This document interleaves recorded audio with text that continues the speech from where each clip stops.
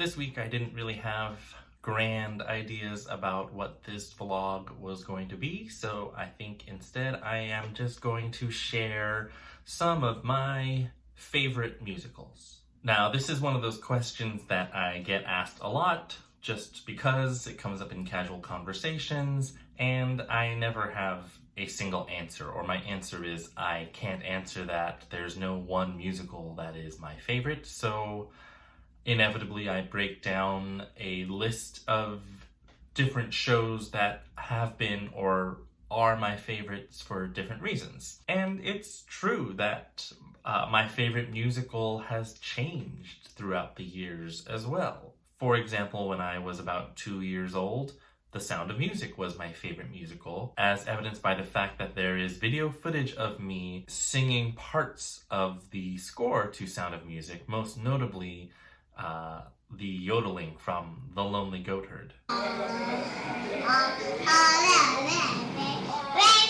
And I think it was my favorite, but I didn't know what the heck was going on. In fact, it wasn't until I was much older that I realized that there was a much more grave aspect to the story of The Sound of Music. Back then there were 2 VHS tapes, and I remember always just watching tape 1, where most of the songs and events are just generally happy. When I was in the 4th grade, that is the time that Beauty and the Beast came out, and I had gotten the soundtrack before the movie was released, and basically had it memorized by the time I went to see the film, and I started to sing along with the townspeople when they were saying bonjour, bonjour, bonjour. And my family had to shush me and tell me that I shouldn't be singing along with the music. But I think Beauty and the Beast was probably the first musical, even though it was a film, that really drew me in with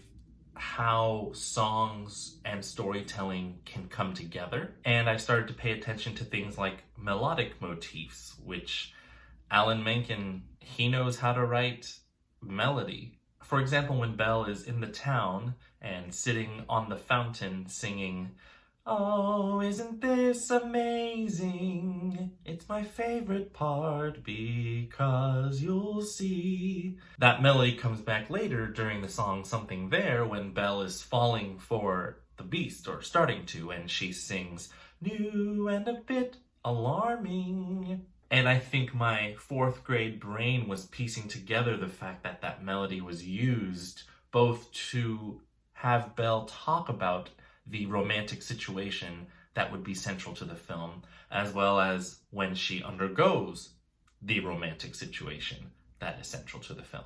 And then somewhere in middle school, I discovered the PBS release of Into the Woods and was able to record it on VHS, and that video was played ad infinitum ad nauseum. What Into the Woods really opened my mind to was interwoven characters, relationships, stories, melodies, and music. There are so many characters, so many plot threads in that show, and I fell in love with following those threads, figuring out which melody was being used for which characters at different times. And of course, with Sondheim, it's words, words, words, words, words. And when he uses certain words with different characters and why, and listening to that score and watching that VHS with Bernadette Peters and Joanna Gleason just got my synapses firing. Now, Into the Woods might be my favorite Sondheim still. I'm not even sure about that, but definitely The Sound of Music and Beauty and the Beast are not my favorite musicals anymore. And I, like many young musical theater cast album listeners, also had a period where it was all about Phantom of the Opera, and it was all about Cats, and it was all about Les Mis, and it was all about Miss Saigon. And since then, for various reasons, none of those shows has lasted the test of time as far as remaining on my favorites list. So fast forward, and let's go to closer to today. What are some of my favorite musicals, either in present day or in recent history? Well, one of my favorite scores is The Light in the Piazza, by Adam Gettle. To me, that score has just such a lush, romantic, cinematic feel. There are probably ways in which the story, the book, now is problematic as far as its portrayal of mental health in the character of Clara, but that score still can really just give me goosebumps. And it was definitely one of my